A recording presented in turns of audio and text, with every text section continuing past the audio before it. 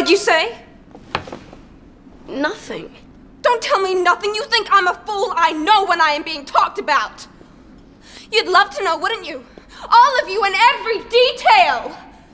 Trudy, please. Well, I am sorry to disappoint you, but that is my business and no one else's. So you can stop all your whispering and speculations because as far as you're concerned, nothing happened. Got it? So welcome to Series 2, Episode 34 of Conversation Eagle Mountain, a podcast about the tribe. I'm your host, Lance, and joining me podcast panel today is Liz.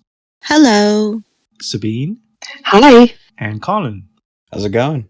With episode notes done by Matt and myself. So Series 2, Episode 34, the screenplay was done by Joe Boyle. It was directed by Colin McCall, and the episode synopsis was read out by myself. After Trudy's return, Ebony and Danny have their own ideas about how to defend themselves against a possible attack from the Chosen. Celine is forced to confront her true feelings, and Lex discovers an injured Alice, but can he save her in time? Okay, so to start things off panel, thinking that she is being whispered about by the other Morats, Trudy blows up at them and says that she won't reveal what happened to her, so they should just forget about it. And we're going to focus on that first of all. It's like, did anyone find Trudy's behaviour understandable, or did you think it was a bit suspicious? Like, what did you make from that scene? She was so right. They had that coming. Sorry, but yeah.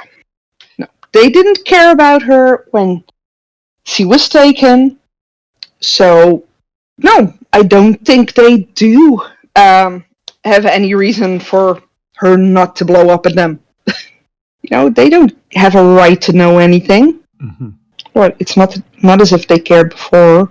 No, I didn't really see anything suspicious about that behavior in her because, well, I probably would have found it more suspicious if she came in and just told them a story about what happened to her and how it happened to her. You know, that would have been more out of character than blowing up.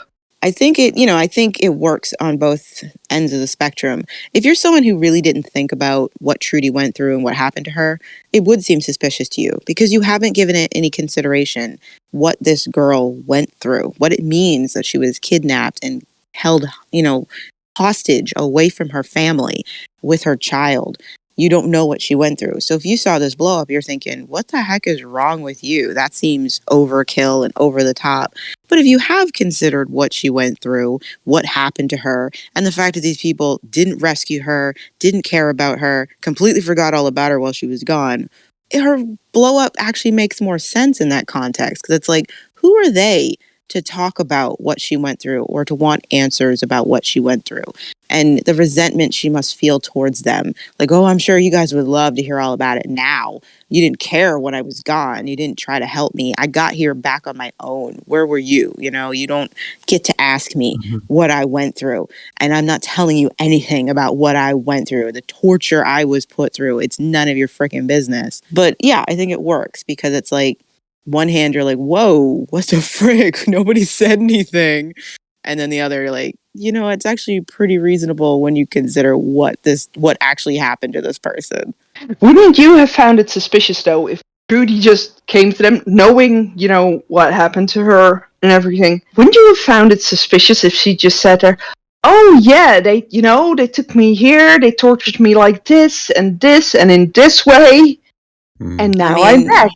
It depends because, again, people respond to trauma in different ways. Some people want to regurgitate it so they can get it out of their head, and they're desperate to tell somebody.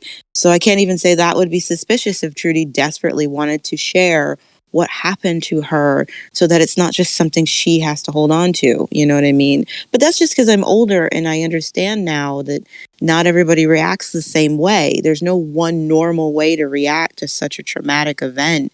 So I think they played it really well because it feels slightly off, which is good because Trudy is supposed to be suspicious. But at the same time, you can convince yourself that her behavior is perfectly natural for what she went through. Yeah, for me, it's the tribal makeup that's kind of telling, and also just a risk of security.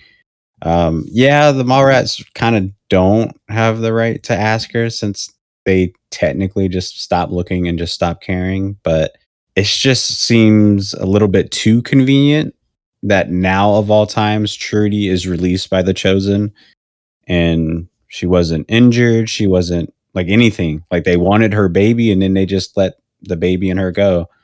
So yeah, there should definitely be questions. It kind of just shows now that they still don't care on the reason why they just don't question. But yeah, the tribal makeup to me is telling from how Trudy looked before she was taken and then after. It's just kind of like, are you going to change your makeup and your hair, or are you going to keep this demonic looking makeup going? It's really nice. I love it because when Trudy's acting, perfectly normal, you don't realize how blatant that blue eyeshadow actually is and what it signifies. It's only when she gets upset and her eyes are wide that it really pops off her face. Like you're meant to notice the blue eyeshadow. And so it's just a nice subtle tick that something is off here and that she's not really with us, that she's someplace else, Nice use of design there. I like it. Definitely.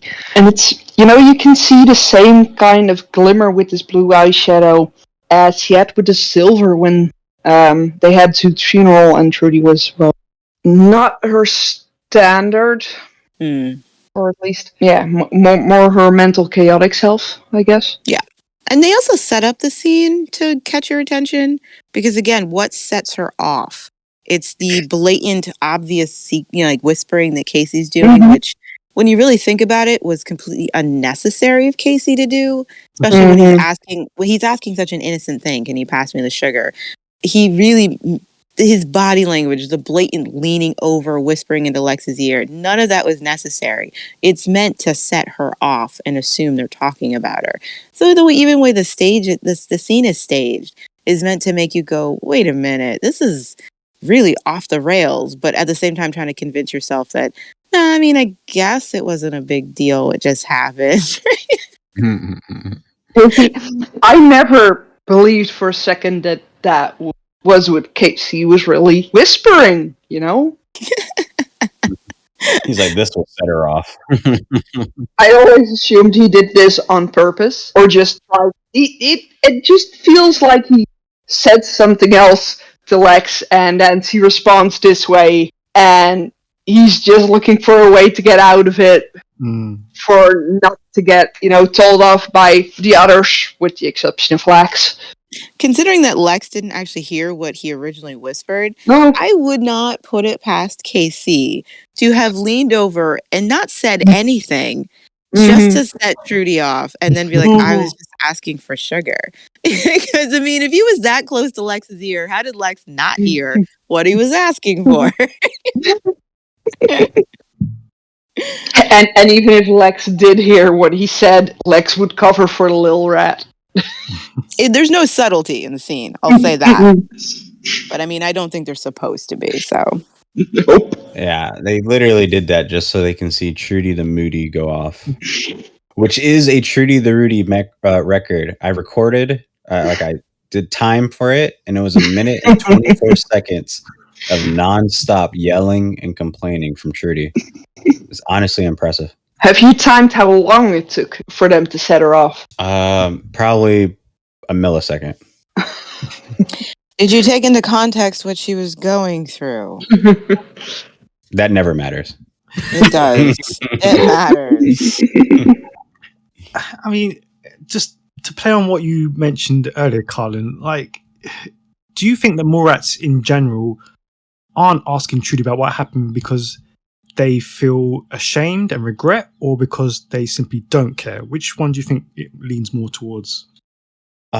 Maybe I think maybe it depends on which Mallrat.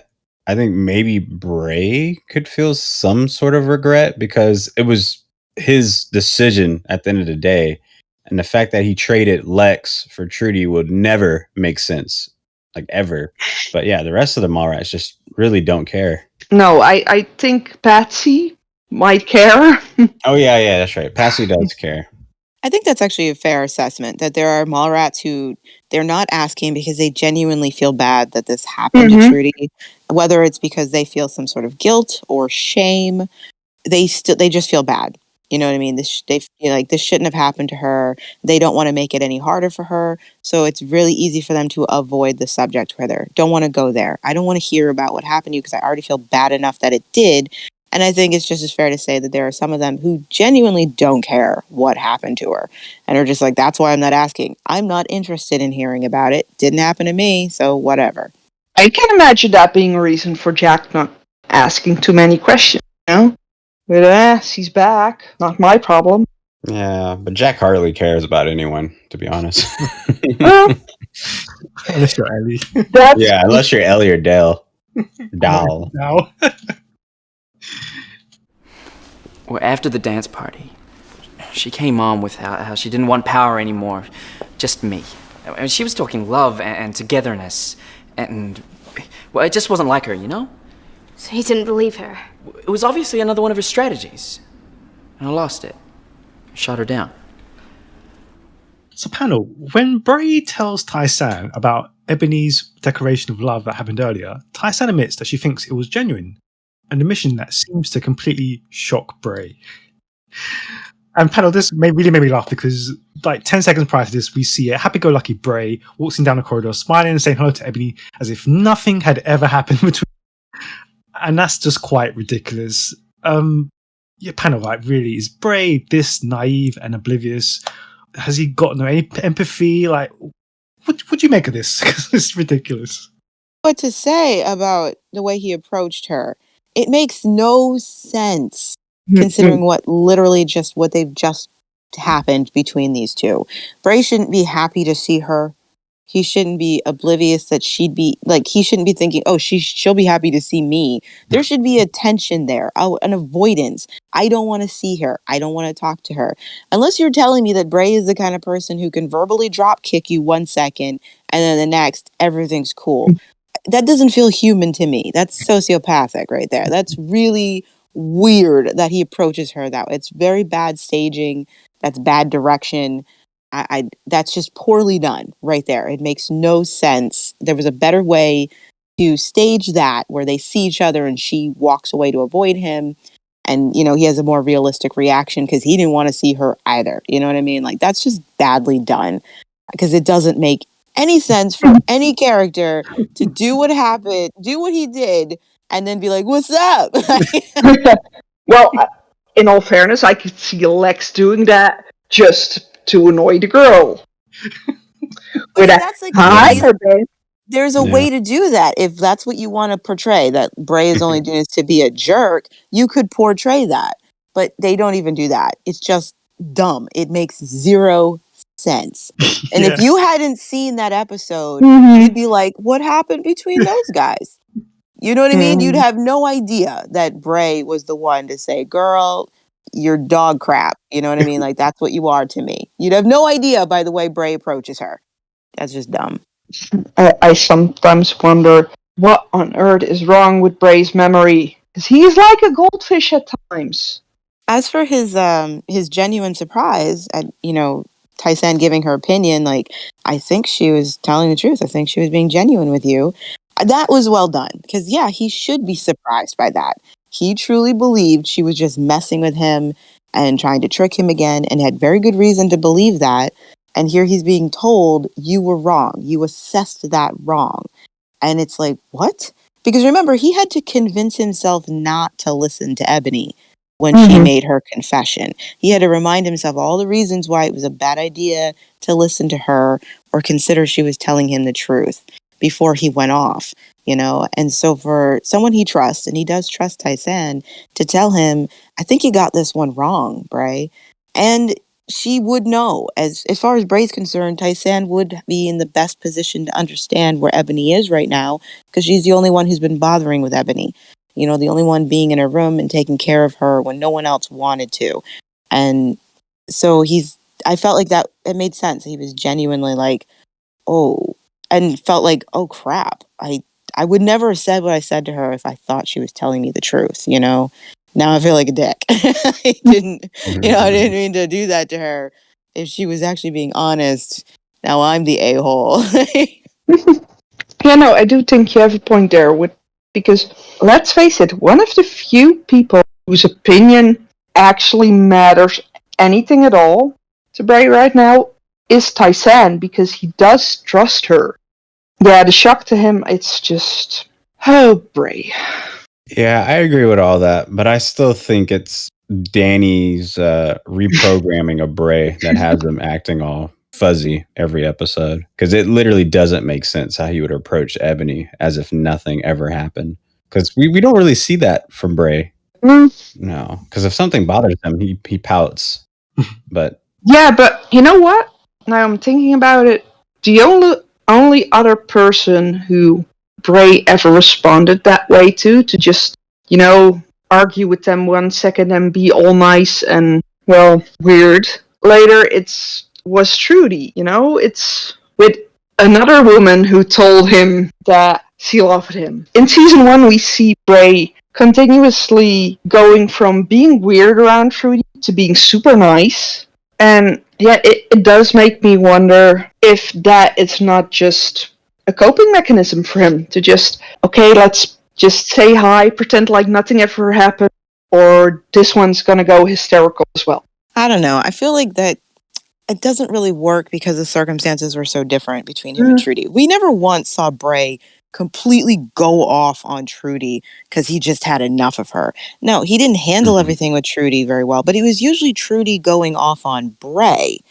And so it makes more sense that he would want to pretend that the fight never happened. He wasn't the one who lashed out. She was. This is different. He literally punches Ebony in the face with his words and then smiles at her when he sees her again.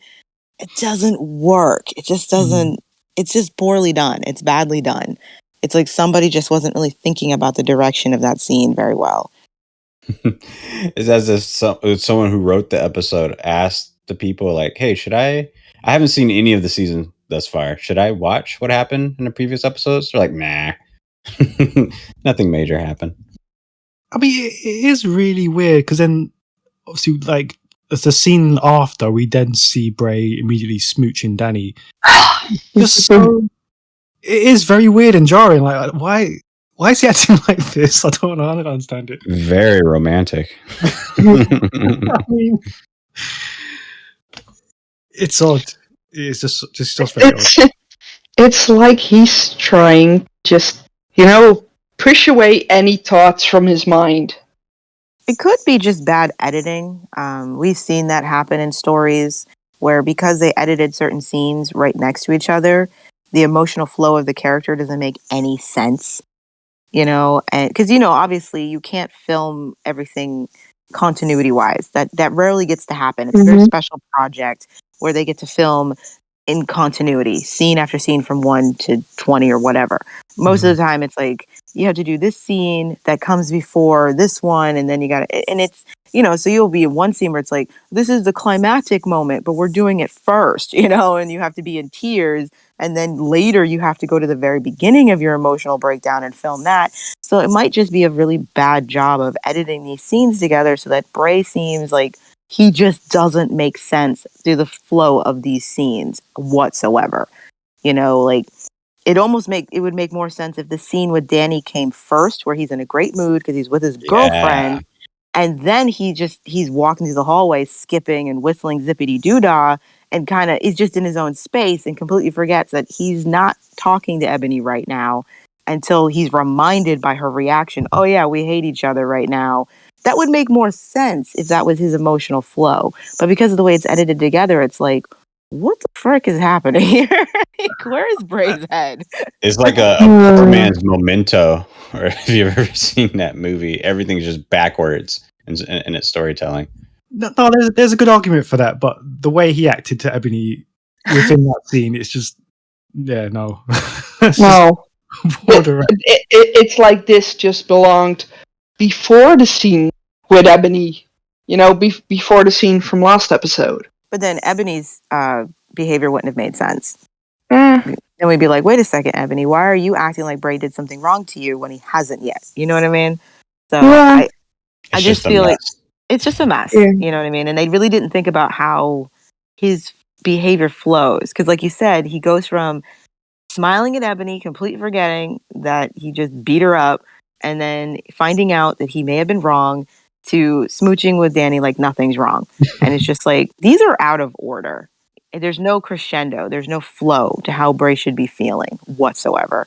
And it could have been fixed if you put him and Danny smooching first.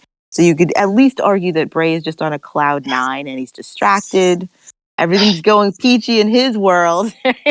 Well, And then he's reminded, oh crap, yeah, me and Ebony had that altercation. And then he finds out I'm the jerk or whatever, you know? I mean, I suppose there is an argument that he suppresses a lot. yeah, he does since Amber, but yeah. I mean, we Not healthy. do see later on when Amber gets kidnapped how he reacts, and Yeah. But I it's, suppose, yeah, it's just yeah, it's because, we've seen other people properly dealing with grief, like, well, Lex. And then Bray just not processing anything at all. It's like his feelings are still completely shut off. mhm. And at some points they just, things boil over, like with Ebony. And then with Danny, it's just like, I wonder if he even sees her, or if his brain is just on autopilot with okay, this is a distraction, let's pet the distraction. Well, now that you bring it up, I was actually thinking about it the other day about both Lex and Bray's grief process and the stages of grief. Now, there's no one order to do your stages of grief, but the general, order that people think of is denial, anger, bargaining, depression, acceptance. You know what I mean? Of course, you can grieve in any order. There's no right order to grieve. You can even skip stages of grief, blah, blah, blah. But I was thinking about Bray and Lex and like how Lex has gone through the proper stages of grief. He has gone through the denial. He has gone through the anger. He has gone through the depression. He has gone through the bargaining, and he is starting to reach acceptance. He's gone through it. He's had to live it. But Bray feels like he's stalled and he's stuck in bargaining. And what bargaining often does is you can convince yourself that things are okay by latching on to good things in your life. And that you tell yourself, I'm fine because look how good this is going. And his behavior with Danny could be interpreted as he's stuck in the bargaining stage. I have this girl. She makes me happy. That means everything is fine. I'm okay because I have this thing. And I feel like he's been stalled in the bargaining stage for ages. You know what I mean? Like he had a spark of anger. And then he almost skipped a denial, you know what I mean? Or you could argue he was in a form of denial. And then he's just been in bargaining this entire time. If I can do this, everything is okay. If I can have her, everything is okay. And it's what makes his behavior with Danny seem so desperate. Yeah. Like if he can be happy with her, then everything's fine. It was just a thought that came to my mind. That makes sense. She's the ultimate rebound. No, that's not even what it is. It's not just her being a rebound. It's just, she's just there. It's, could have been anything. I don't think Bray actually hits the stage of depression until he actually finds out that Amber's alive. Yeah. That's when it seems to hit the depression of what he actually lost and why he lost it actually hits. And then finally an acceptance of it. You know what I mean? Like, I don't think he ever hits acceptance in season 2. No. Over grieving Amber. He never gets there. No, it's just he replaced what he had with Amber with just thing, or well, this person. And that might actually explain why he latched on to Danny this quickly. And so hard. Yeah, He's so hard. He's so desperate to prove that he loves her and he's happy. Look how happy we are. Look how wonderful this is. Look how in love we are. I'm happy now. Because if he can just have that image in his head that he has someone, he's okay, nothing's wrong, then he does not have to deal with his feelings about the loss of Amber and what that means to him. So Bray just doesn't think about anything unless it makes him feel like his life is doing okay. It would explain why he has such a crash when Amber gets kidnapped. Yeah. I mean, it got brought. I'm only saying because it brought up. I mean, how long can you suppress every awful emotion? He's been doing it since the virus. You know, he lost his parents. His brother goes crazy. So what does he do? He latches on to taking care of Trudy. And he has a plan. I'm going to bring Trudy and my brother back together. That's going to bring my brother back from the brink. And that's what he held on to. That's where he was in his bargaining stage of grief. I'm going to fix this. And then it didn't work. His brother died. And he barely lets himself feel that. He represses that as well. How long can you do that in your life before you will finally just fall off the cliff, you know, and completely fall apart in a way that no one has ever seen you do? Where you're just like, I give up. I give up. I've got nothing. And then you finally see him quit in a way we've never seen Bray quit. You're just like, forget it. You know what I mean? I'm running off with the horse people. I just like, you know, because you can only do that. It's not a healthy coping mechanism whatsoever. Say what you want about Lex, but Lex at least feels his feelings. And Bray is just, he's Elsa. Conceal, don't feel. Don't let it show. Exactly. And eventually you blow up and you freeze someone's heart by accident. You're like, uh-oh. Yeah, in this case, Ebony. I didn't mean to throw us into a nuclear winter. That was an accident. My apologies. Maybe that's why he goes back trying to talk to Ebony, as in to hug her, to melt her again. Like, oops, that's a bad thing. I feel bad. I gotta fix this. You know. I mean, did we just solve Bray? Yeah, probably. Yeah, he's not an idiot. Just injured and hurt. I'm starting to get the feeling that if the Chosen do come, there's nothing any of us can do to stop them. No matter how many ideas we come up with. What are you getting at? We need reinforcements. Allies. I think it's time we start talking to tribe leaders about pooling resources against an attack. Yeah, during all of this, Danny realizes that there is merit to both Ebony and Lex's different plans to securing the mall. However, despite Ebony's overbearing attitude, which includes locking down the mall and fear tactics with her troops, Danny realizes that they can't defend against the Chosen on their own. So she suggests a tribal forum to form alliances with other tribes. And yeah, let's talk about that panel, because what did you think of this plan and its likelihood for success? Again, considering everything that's happened. He's selfish a-hole! Selfish and stupid. Oh my gosh, I'm sorry.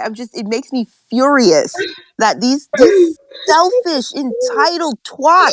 I cannot believe that it takes them, oh my gosh, we might be endangered. Now we should work with the other tribes. And it's only because we need protection. It's not to protect the city. It's not to warn other people that they could be in danger, because they never bothered to warn other people they could be in danger. Nope. It's only when they realize they can't keep the mall safe on their own. We should work with the other tribes. We should have a forum. Oh my gosh, I hate you two so much. They don't care about anyone's safety. If they did, they would have told people about the Chosen as soon as Trudy and the baby went missing. As soon as the baby went missing and they figured out it might be the Chosen, they should have been telling people, but they didn't, because they were more concerned with their power than anybody else's safety. Nobody knows that they should be wary of the Chosen because the has kept them from knowing. And now that the mall rats are in danger, they're going to go out there and be like, dude, we're all in trouble. We need to work together. Screw you. The Chosen can come burn down your mall, and the other tribes should just watch and roast marshmallows over it. Besides, why would anyone even be worried? Chosen. I mean, we've seen what other people think of them. It's like May said. Yeah, well, they might be a little weird, but, you know, they feed you, they give you a roof over your head. You know, it's fine. They care about people. That's all people know. Yeah. These are weirdos who refuse to take an antidote that they later found out was a lie, so probably the Chosen might have been onto something. You know, the city's not gonna care. No, they're not going to care.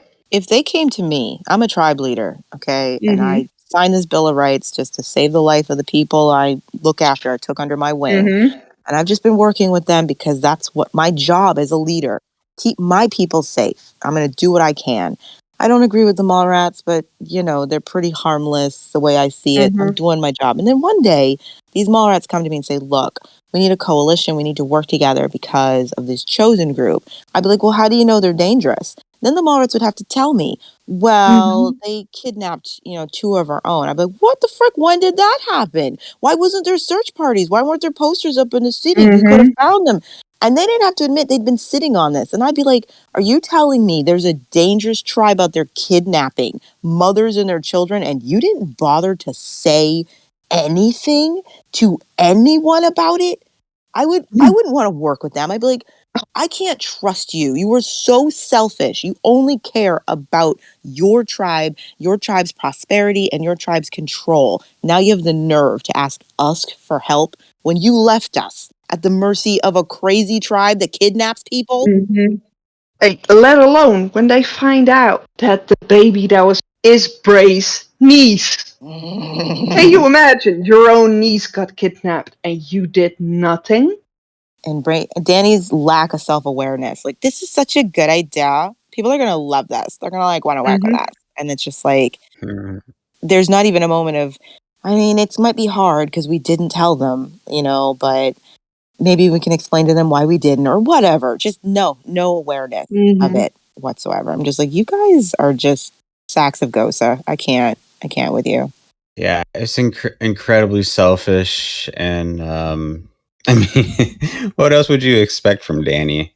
She literally built this entire, I guess if you would call it an empire of the Mallrats with lies, deceit, and just only looking out for herself. And then besides, I want to believe that only the tribe leaders really know about the Chosen. If that, I think the rest of the city would just thinks of them as like some type of boogeyman. No, the rest of the city, all they like people that were out there, like the outcasts, they knew that the Chosen were there, and they were taking people in, and they were feeding them. Yep. They don't have any reason to think that the Chosen are bad. Weird, but not bad. Yeah. Right. Yeah, it's just very, very suspicious. If someone were to come to you and say that, I don't know, the farm girls are kidnapping babies and they're doing this and that, you just wouldn't believe it because you've seen no signs of it. And this is also confirmation that this entire time that they haven't been working with the tribe leaders whatsoever on anything, which is so twisted. You got these guys together, convinced them to sign your Bill of Rights, and then you've done nothing to work with them on anything else in this city. And now it's like only when we're in danger that we should form an alliance with them. And it's like you could have been working with the tribe leaders this entire time. You have shown zero care about how the rest of the city feels about anything. You could have been solving problems and getting to the bottom of them by meeting with these tribe leaders who were upset with you, who were pulling their workers off the work parties and stuff and being like, okay, let's talk this out. So in this moment, you realize, no, they have never cared what any of the other tribe leaders have to say. They have never wanted an actual coalition. They have never actually wanted a democracy, a system of government in the city. They just wanted to be in charge the whole time. And as long as they can hold on to that, that's all they've ever cared about.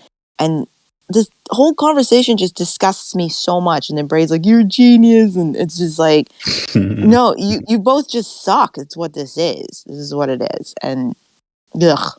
You just said about those work parties you just mentioned. Where are these people anyways? Because, there's no one at the farm. It's like the work parties have vanished, or at least not doing what they were meant to do. I mean, I can't imagine Alice sending everyone away. It just proves that the Mallrats never tried to solve that problem. All they cared about was that the city kids were coming to trash the mall. Ebony talked them down. But that's the only problem that was actually solved. They decided they wouldn't destroy the mall. But the Mallrats didn't say, okay, so how do we get everyone working together again so we can continue cleaning up the city and making sure all this stuff runs and that people are still working on the farm. They just swept it under the rug like everything else. Oh, I'm suddenly realizing just set up Bray just latching on to every happy little moment. That's why he thought the dance party was a good idea. It's like going to the rest of the city with a, yeah, we're just gonna have a party so everyone's happy again and friends again, right? Yay! Nothing to see here. They never solved that either. They don't actually deal with it. They just go home. Yeah. But they don't actually deal with it. Yeah, if I was a resident in the city, I would have been moved out. Clearly, people do not know how to run a city. Well, I mean, they're kids, so they wouldn't know how to, but it's clear everyone is just out for themselves. Absolutely everyone. But this is exactly what is frustrating about Danny's character, because like they should have made her care about the city and want to pull everyone together to rebuild. But it's nothing like that at all. She just wants the power to set things out and how she wants. That's what makes people hate her even more. And you know what? I would be fine with that just because of that whole backstory of her father creating the virus, and she feels like she is obligated to fix this thing no matter. That's why she's obligated to help everyone come together, to work together to rebuild. But it's how can they've twisted that into her setting things out in her own way? Like it doesn't work. I feel like I'm fine with that only if they would explore it more on her actually being corrupted by so much power, and she believes that she's doing well, but she's actually doing more harm than good. That could work if they were self-aware about Danny's actual behavior not matching what she says.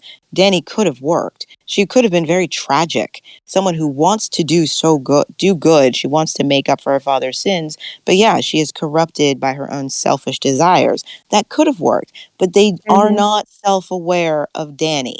It's all tell and no show. They just keep hitting us with exposition of the kind of person that Danny is.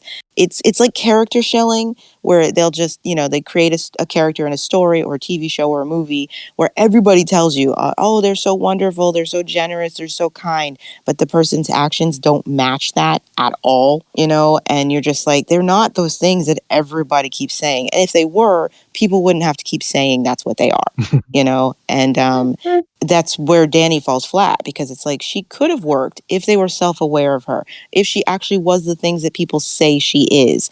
But her actions do not match these things, because she does not behave like someone who actually gives a crap about fixing the city and making people's lives better and making up for, again, a mistake that was not hers and it's not even her obligation to fix.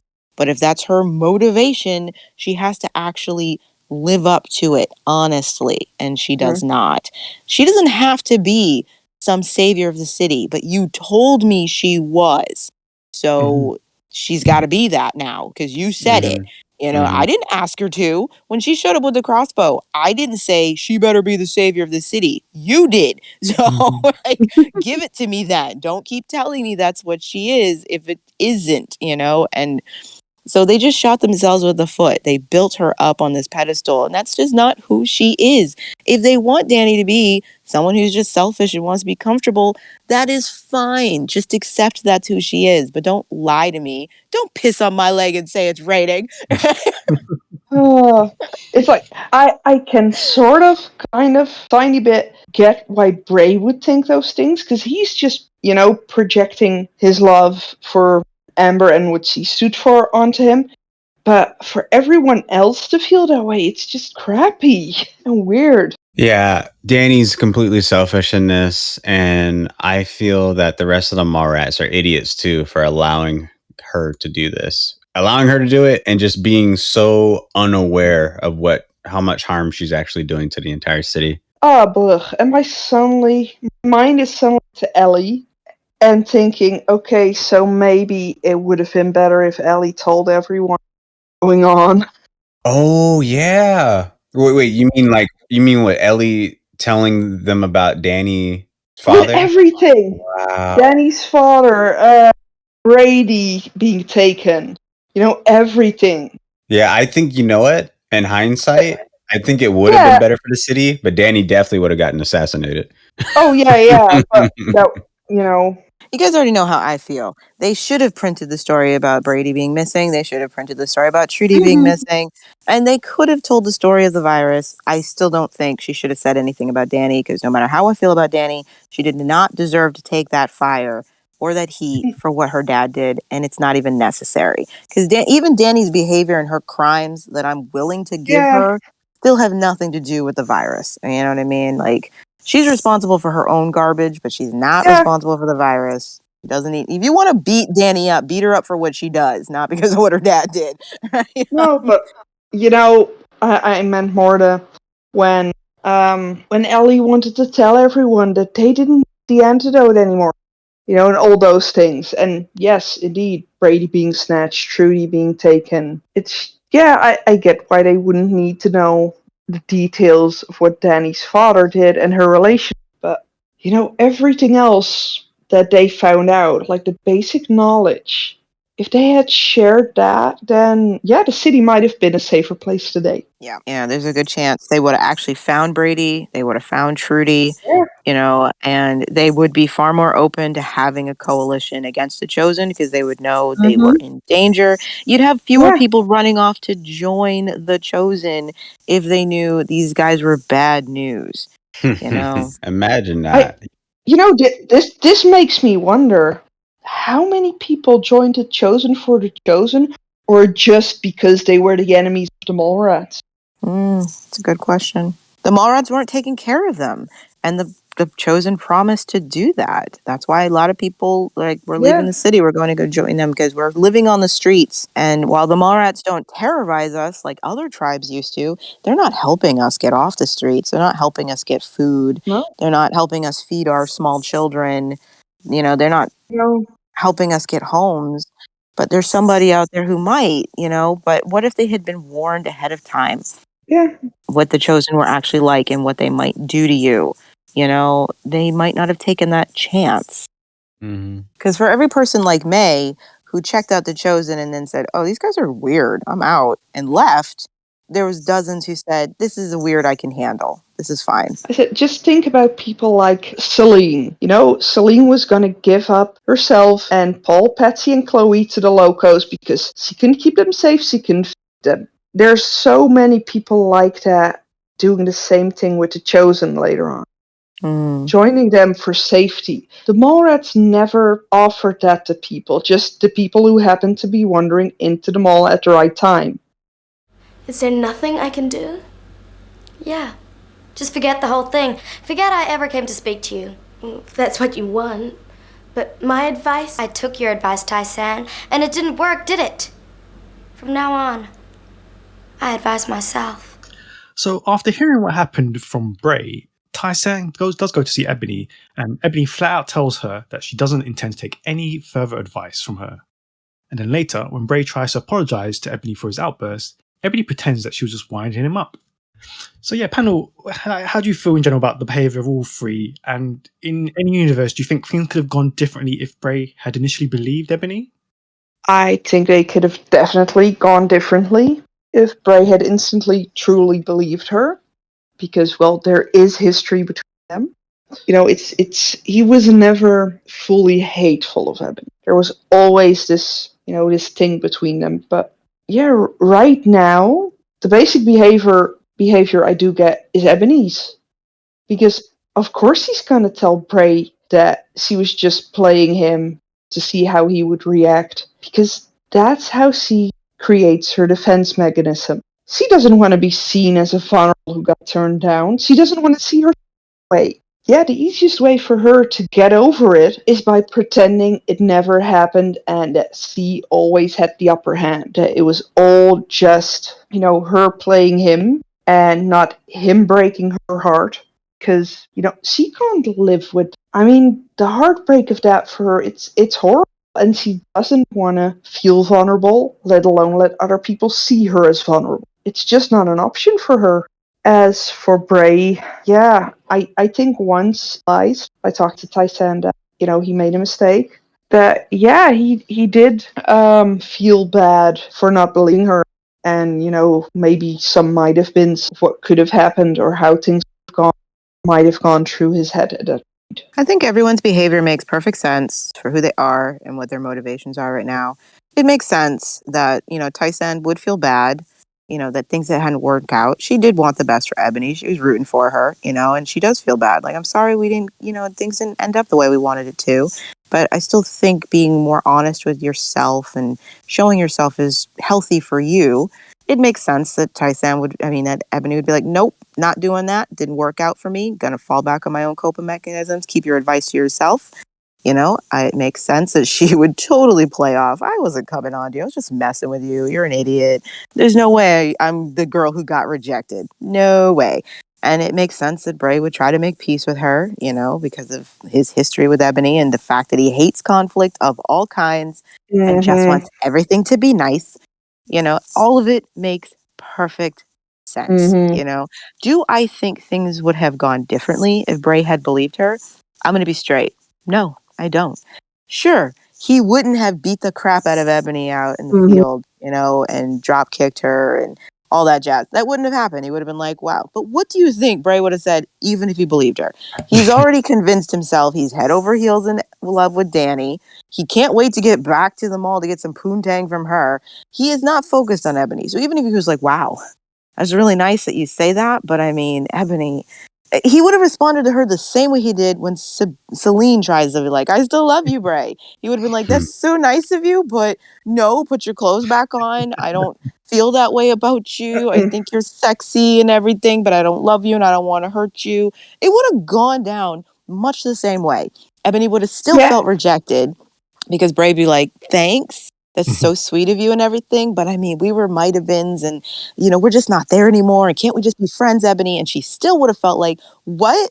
I didn't get what I wanted. I'm telling you, I love you. So she would have still ended up on the ground dramatically crying, and Bray would have been like, come on, Ebony, don't be mad at me. And she still would have been like, screw you. I hate you, Tyson. I hate everybody. Nothing would have changed. Yeah.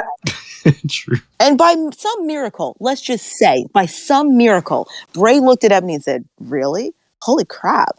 Now that you're saying this, you know what I mean? We had a good thing. Let's just say all of Ebony's dreams came true. And Bray was like, sorry, Danny, you don't remind me of Amber as much as Ebony does. And I'm going to hook up with her. And throws Danny to the curb and ends up in Ebony's bed that night. You want to know what's going to happen? Ebony is going to torpedo this relationship. Okay? She's going to be like, I saw you talking to Danny. And he'd be like, well, I mean, we were talking about, the Chosen and plans. And she'd be like, what the frick? You know what I mean? I can't trust you. I can't trust any man. And it would have gone the same way, you guys. Because if we think Danny's insecure about every woman who hoves into Bray's vision, come on. Ebony would be shooting them down. And Bray would be like, did you just harpoon Tyson for Pete's sake? I just went to her for some healing cream. What are you doing? It would have still been a disaster. So I'm sorry to all the eBay fans out there. It would not have gone any differently. We would have ended up in the same destination. There just would have been different bodies on the road. I agree, but I still want Ebony and Bray to be together. I would have at least wanted to know just to see what would happen. I just want to see half of a season. I just want to see like the amount of time Jay and Ebony were together. I want that for Bray and Ebony. I felt like everything would have been in balance. Can you imagine how Trudy... She'll be fine. It's us fans who need this. Yeah, no, I agree with you, Carlin. I would have wanted to see that amount of time for Bray and Ebony together. Good. I'm happy we agree. You agree that Dow should get his own season 2, right? No, he should get a spin-off, just like you said before. The characters we don't... people don't really care, but he should get a spin-off. Oh my god. I don't care what anyone says, Dal and that Sasha kind of alliance was amazing. Those two on a farm together, yeah. Fine, you could have that as a spin-off. I'm gonna lie. I would have enjoyed something a little bit more prolonged if, let's say, Bray had believed her. For whatever reason, he'd managed to convince himself that. But we of course we would torpedo him, be like, Bray, what are you doing? Why are you believing or whatever? Yeah, but yeah. Let's just, I can't I don't think we would have. I don't think we would have. We totally would have. But if Bray was cheating on Danny with Ebony, would you be wanting him to be with Ebony or Danny? Ebony. I wouldn't want either of them to be with him because neither of them deserve a guy who's cheating on anyone. All this isn't this season 5 storyline. That's all we would have gotten. That's all we would have gotten. We just would. Bray would have been made into a total dick for that to work. Now that's not what I'm saying. I want to see. I'm saying it would have been interesting, even though it wouldn't have been realistic. But I can't deny that I wouldn't have minded seeing Bray consider that Ebony's telling the truth. And this taking a little longer for it to fall apart. I would have enjoyed seeing it take a little bit of a longer road to get there, a little bit more nuanced. But no, it wouldn't have made sense if Bray just forgave everything Ebony did and just said, okay, yeah, let's just pick up where we left off when we were kids, and or cheated on Danny, or none of that. None of that would have made any of the characters look better. It would have been a season 5 cheap ploy for drama. That's how I see it ending up. It would have gone the same route. Yeah. Like, he would have been Ebony at the start. That's fine. But then he would have realised he had more connection with Danny, and then Ebony would have been upset at Danny and Bray for speaking to Danny. It would end up the same way. It would have collapsed.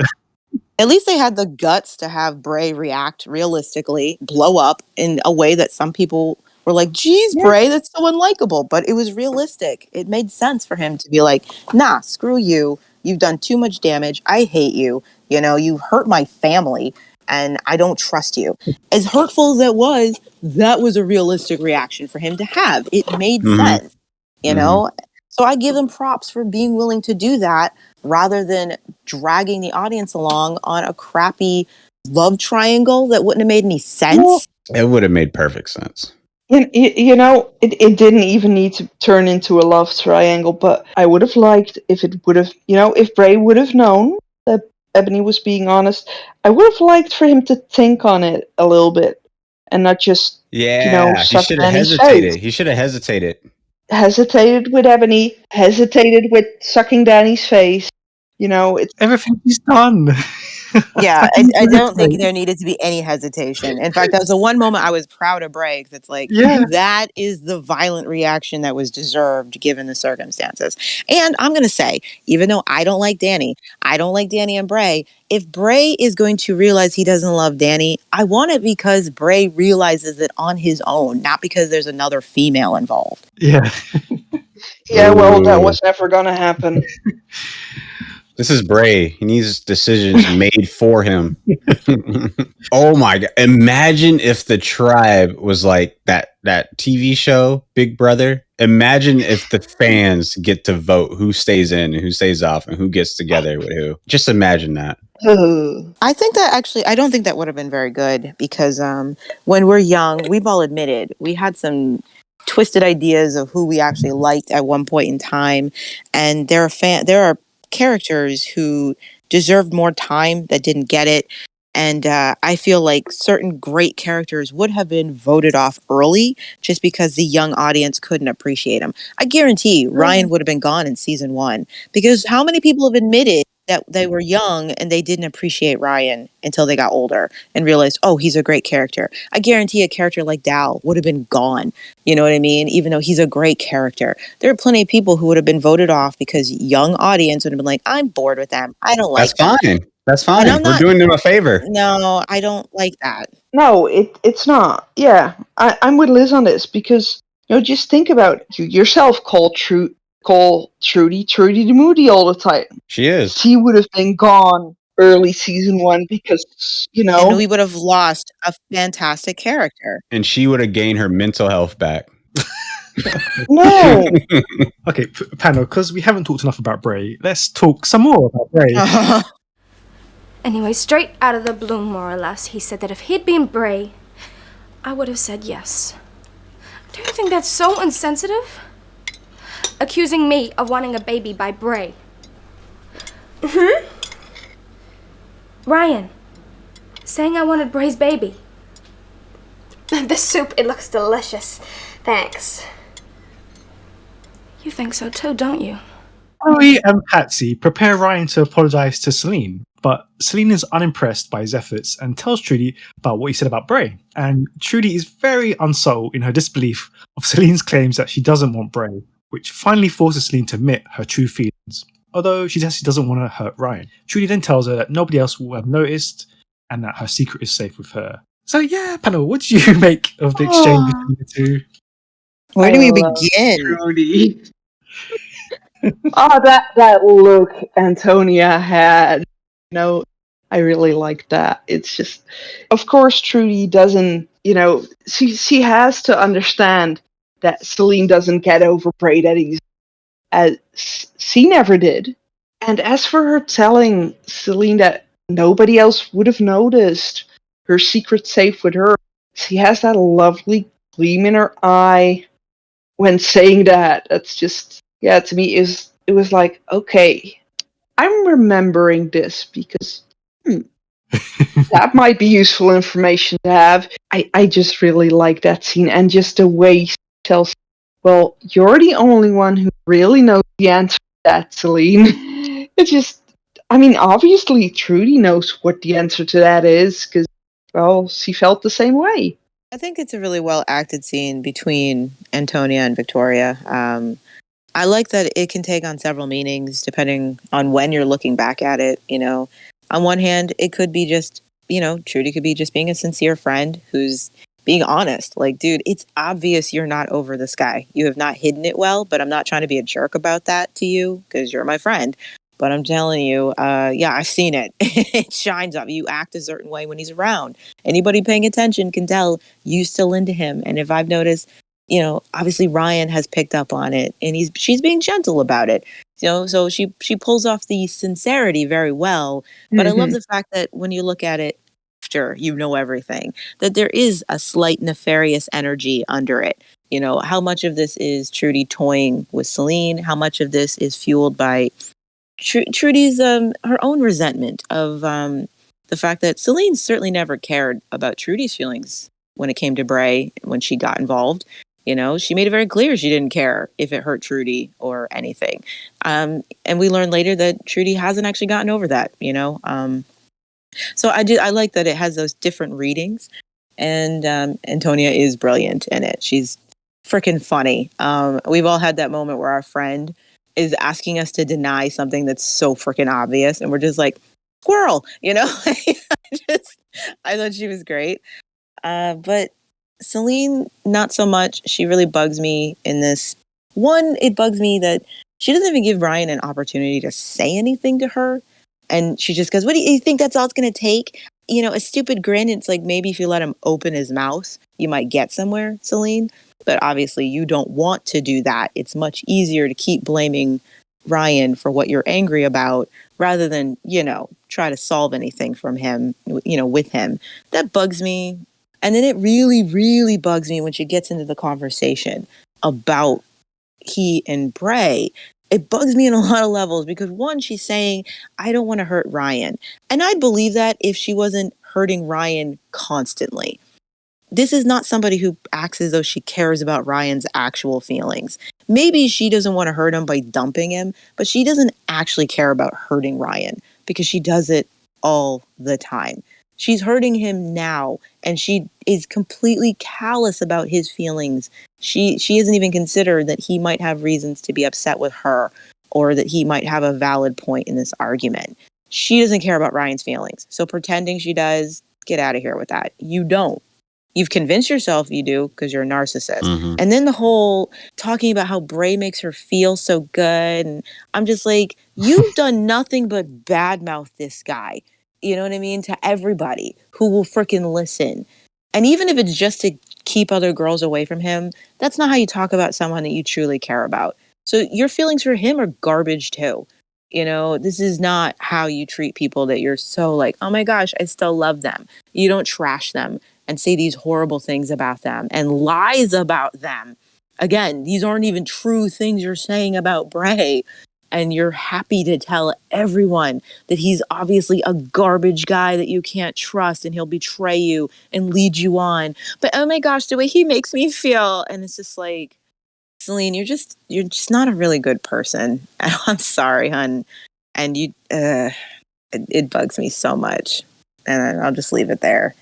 I agree. I don't think I think they Ryan and Celine, they shouldn't be together. I think they care about each other, but they don't love each other like that. Or it's as simple as that. They're together just for the sake of just being together because they've just been together for a while.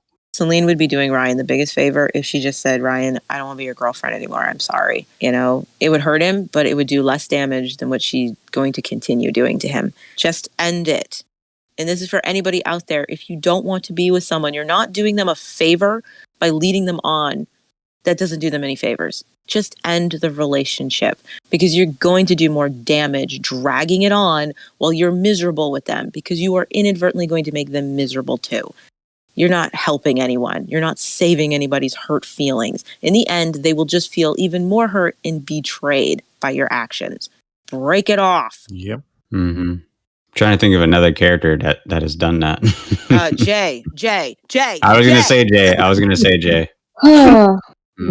I'm going to lead this person on and lie to their face and gaslight them, all for the sake of not hurting them. Mm-hmm. There's just something about this scene, though, you know? And it's with a lot of these scenes lately, but, you know, every time I see Trudy listening to people like that, I get the song of Agatha all stuck in my head. It was Agatha all along. She's just sitting there playing nice, friendly, but meanwhile... But she's being completely honest. Yeah. Like, I think she actually says the most important thing Celine needs to hear. Celine, you're the only one who knows the answer to that question. If you want to be with Bray, no one can tell you that. You know, and no one can tell you whether or not you want to be with Ryan. You're the only one. That means you have to be honest with yourself. I can't give you the answer to that. You know, you got to wake up and look at yourself in the mirror. Like, that is something Celine needed to actually hear.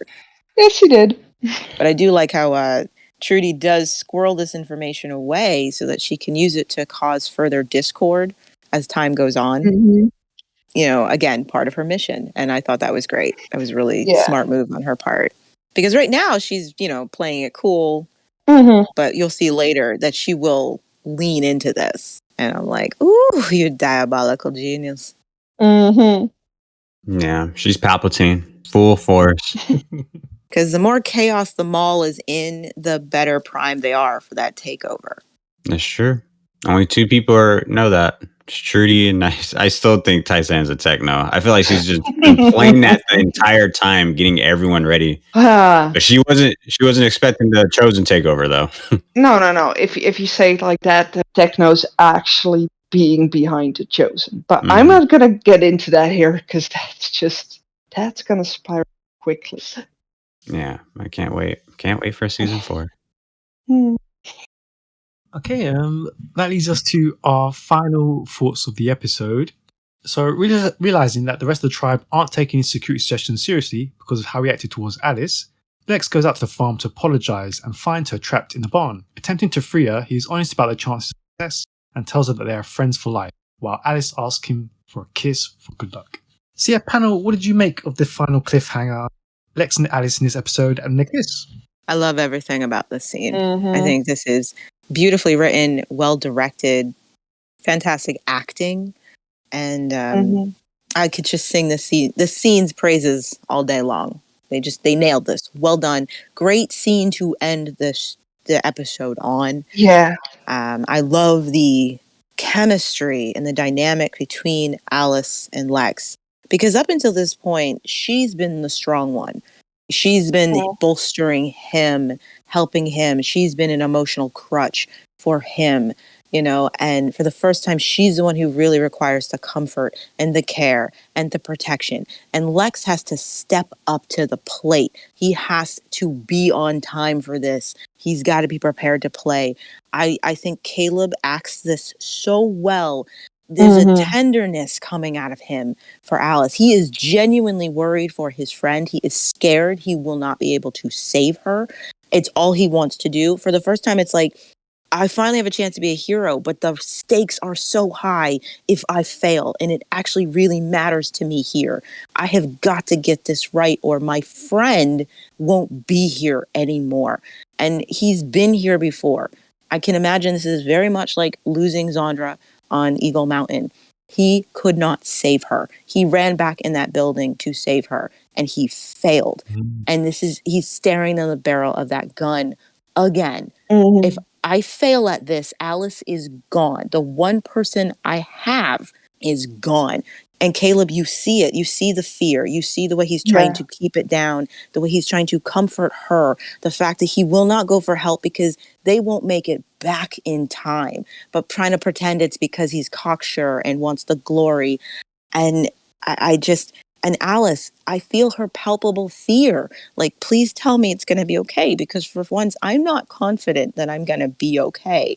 You know, the way he touches her and strokes her face and I'm sorry, I'll stop now, but as you can see, I could just go and go and go. Yeah. Gold stars, both of you. Mwah, perfection. And even the moment that it's up to Lex admitting to Ryan that he's going to say the S word, which Lex never does. And then he gets there and at first he can't find her. It's just the amount of tension they build up to, and then Lex finding her helpless, which is, Alice is never helpless. She's always the one rescuing others. And yeah, she's so afraid, and you can just, you can see it in both of their faces. And Alice just, thinking, well, this is gonna be the end of me. I might as well be brave now and ask him to kiss me. Please give me that before I go. Because that's how it feels like when she asks him that. This might not end well. I can give you this. If I can't save you, I can give you this. Yeah. And it's like it's a genuine act of platonic love. Yeah. Because he genuinely cares about this person. And if this is going to give her the comfort she needs, if it is the one thing he can do, if he fails in this, he doesn't hesitate. He does it. Yeah. And yeah. Because this is the sort of thing that was done for him. He's never done this for anyone. No. And it's just, and I love the way like it's a cliffhanger because they built it up so well. I was genuinely concerned for Lex. Yeah. I really was. I was like, oh my gosh, this might be the way they were setting it up. This is his redemption arc. And I mean, how many times do people have to die for their redemption arc to be complete? Happens all the time, I mean, that's the way Zoot went out. He went out protecting his brother, blah, blah, blah. We've seen it before. So I actually thought for a moment we might lose Lex because they've done such a good job on this story arc for him. This could be the moment he goes out. Yeah, I could totally see that. And, we've seen Ray not dealing with his grief, and here is just facing that fear of losing the most important person to him once again. And this time he can do whatever's in his power to try and save. It's great to see him do that. Yeah, I was actually speechless for a moment. You just look at those two faces and they seem so genuinely concerned about each other and caring so much. And then, yeah, everything comes down and, the panic in her voice. And yeah, I never thought I would be a person to worry about Lex. In this moment, I do. I really do. It was a great cliffhanger. And going forth, you'll realize what a turning point this is for Lex. Now, I always claim, my belief is that Lex has always wanted to be a hero. But unlike Bray, he didn't have anyone to teach him how to be a hero. So Lex fails at it. He's horrible at it. But he desperately wants to be that guy. And you see him struggling through it with season 1, wanting the praise and glory, but not knowing the sacrifice and work that goes into it, what it means to be a hero, but chasing it, wanting it so bad. You see such a change in Lex when he finally discovers what it is to be a hero.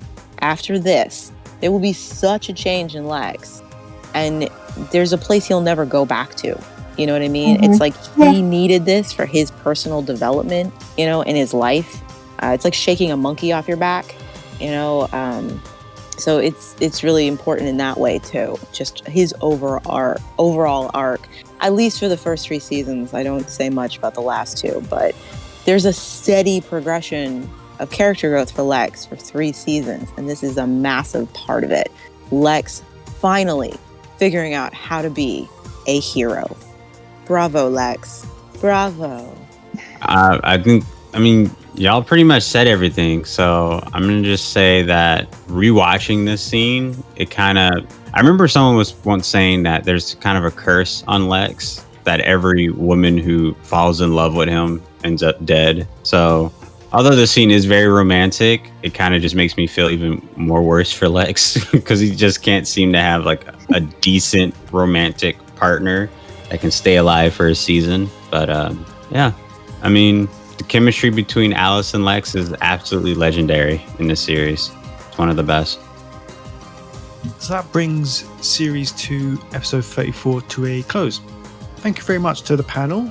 And if you'd like to take part in a future episode of the podcast, send us a message over on our Facebook page or on our website, thetribe.co.uk. So we'll see you next time for episode 35. Until then, bye. Bye. Later days. Bye.